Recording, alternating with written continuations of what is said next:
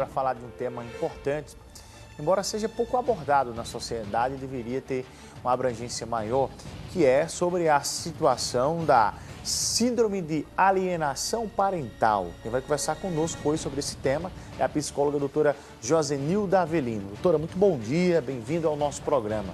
Bom dia, Bruno. Bom dia a todos que estão nos assistindo e fazendo parte dessa programação. Para quem está em casa agora acompanhando a nossa programação, muitas vezes não sabe o que vem a caracterizar uma alienação parental. Muitas vezes está até praticando nesse momento, mas não sabe, que vem a ser inclusive um crime, está na nossa Constituição.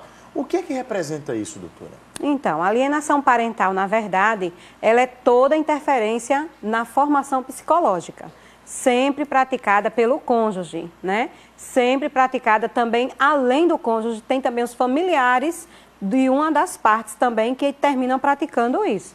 E isso, na verdade, termina constrangendo e causando conflitos, causando vários desvaneios dentro da família desnecessários, né? Dependendo do grau, da idade da criança, essa alienação pode promover vários distúrbios, transtornos e a síndrome, que é a primeira sessão que acontece. Na prática, um casal que está em processo de separação, o casal se separa e vai um para um lado e para o outro, tem um filho no meio, criança, digamos, na idade de 4, 5 anos. E aí, a partir de que momento? Um quer de um lado, um quer do outro, quer ficar com a guarda e vai para lá e vem para cá, a criança fica no meio daquele conflito.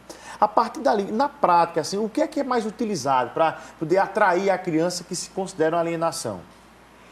Então, a gente percebe que é a busca constantemente do poder financeiro, né? Então, se a criança fica com o pai e o pai, né, vamos dizer que seja a alienação por parte do pai, e esse pai, ele está promovendo brinquedos, viagens, né? Isso tudo vai fazendo com que a criança de 5, 7 anos até 8 anos, como você falou, ele vai... Como ele está no processo de desenvolvimento da imaginação, que é a fase fálica, né, ele vai começar a entender que é melhor ficar com o pai, porque o pai pode promover, o pai pode, e ele começa... Está oferecendo vantagens, sim, né? Sim, e ele começa a não querer mais ficar com a mãe, não querer mais participar dos eventos que a mãe quer, e começa a ter raiva da mãe induzido e promovido pelo pai ou pela mãe. Isso é muito ruim, então, você estimular o filho a ter raiva de uma das partes, né? Isso é muito comum, a senhora recebe muito isso no consultório de pessoas, de crianças para serem tratadas desse tipo de situação? Sim, Bruno, a gente recebe muito nos consultórios, né, crianças que infelizmente chegam ao nosso consultório com a síndrome da alienação parental. Como é que a gente observa essas coisas? A criança chega bem reprimida, evita falar do pai ou da mãe, ele fica quietinho ali, vamos para os desenhos, que a criança geralmente, a gente utiliza os desenhos como fonte de rastreamento. E aí, pelos desenhos que aquela criança faz, a gente observa que está havendo alguma coisa ali sobre alienação parental.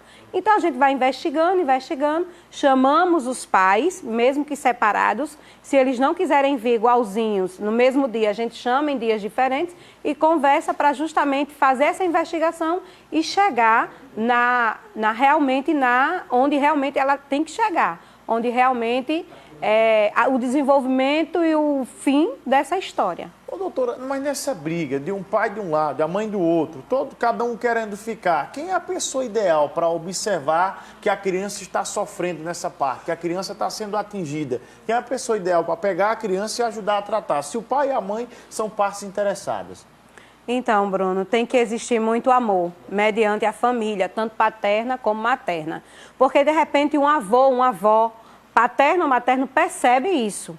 Então, ela pode ajudar essa criança.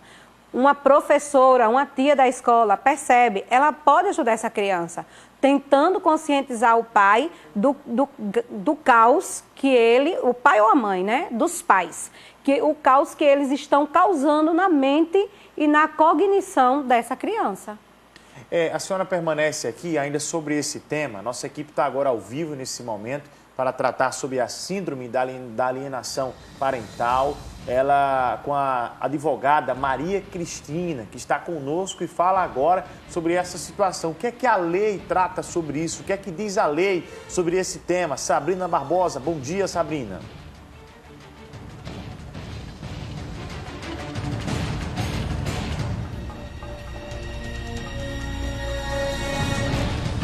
Sabrina Barbosa.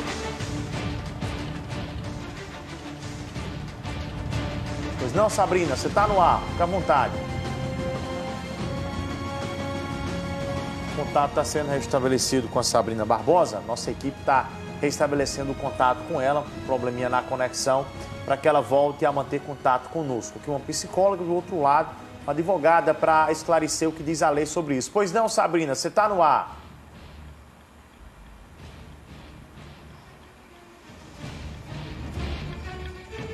Oi, Bruno. Oi, pessoal aí de casa. Eu estou com a doutora Maria Cristina, que é advogada. Como a gente está dentro desse tema sobre alienação parental, a gente sabe que a separação de um casal, principalmente quando envolve filhos, né, doutora Maria Cristina, não é uma coisa tão simples assim. Principalmente quando um tenta colocar o outro, um contra o outro, faz aquele jogo todo.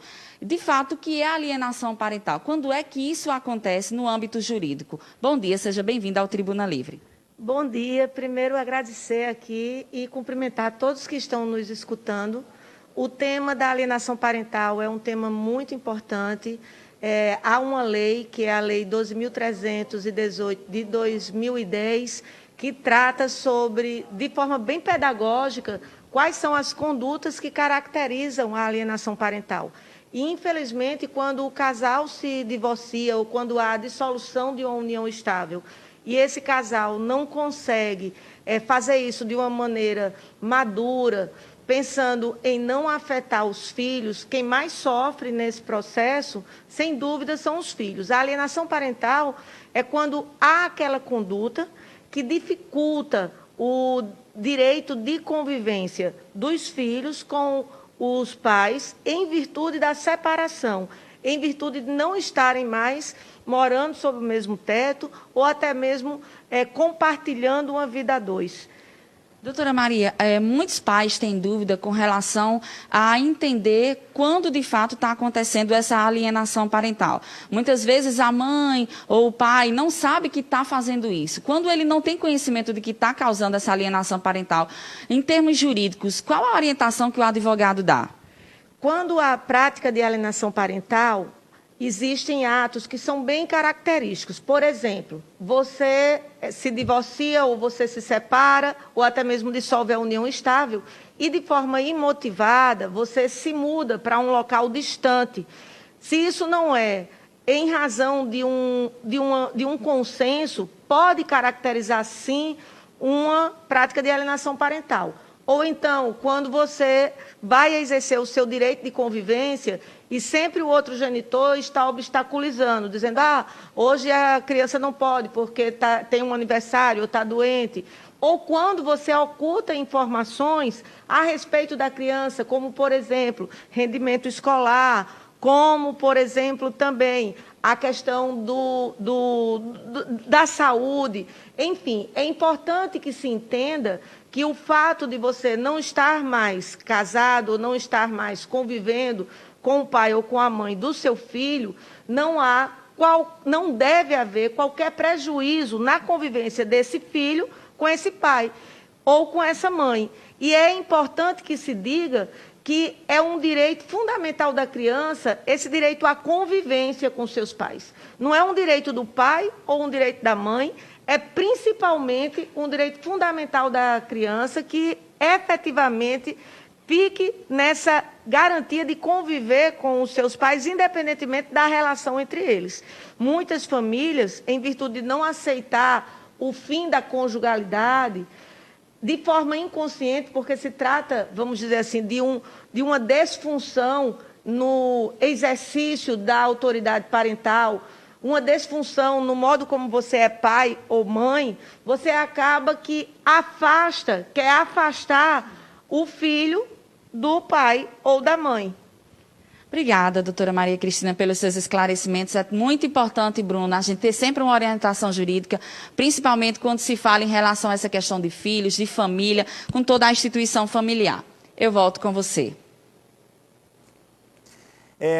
Sabrina, eu queria que você perguntasse aí à doutora Cristina em relação à situação, o que é que um pai, ou a mãe, ou uma terceira pessoa envolvida nessa história, o que é que alguém pode fazer para responsabilizar criminalmente? Qual o caminho jurídico, qual o remédio jurídico utilizado para responsabilizar quem está praticando esse ato?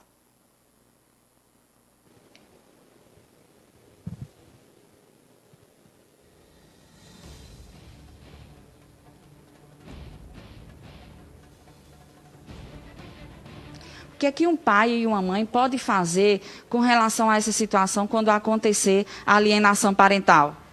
Existe uma medida que você pode entrar com uma ação declaratória de alienação parental. Essa ação, ela tanto pode ser a pedido, quanto também pode ser instaurada de ofício pelo juiz ou até mesmo pelo Ministério Público. Dentro dessa ação, haverá um estudo psicossocial da família e em se reconhecendo a prática de alienação parental, existem já as sanções previstas, que podem ser desde uma simples advertência, quanto também uma inversão no modelo de guarda adotado, para que você possa ter garantido esse direito à convivência.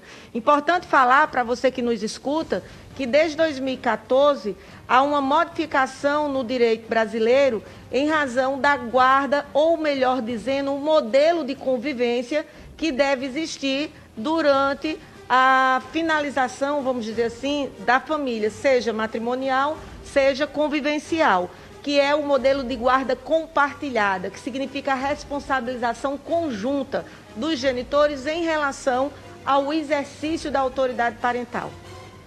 Tá aí, Bruno. Mais algum questionamento?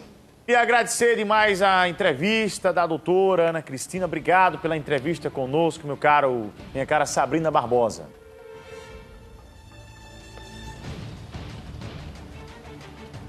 Agradecer, doutora Kia. Doutora Maria Cristina. São 8 horas da manhã. Eu queria agradecer também a entrevista da senhora conosco aqui por vir tratar de um tema tão importante, tá bom? Pois não. Muito obrigada a todos e tenham um bom dia. Bom dia. Olha, eu vou agora finalizar o programa com a águia que está chamando.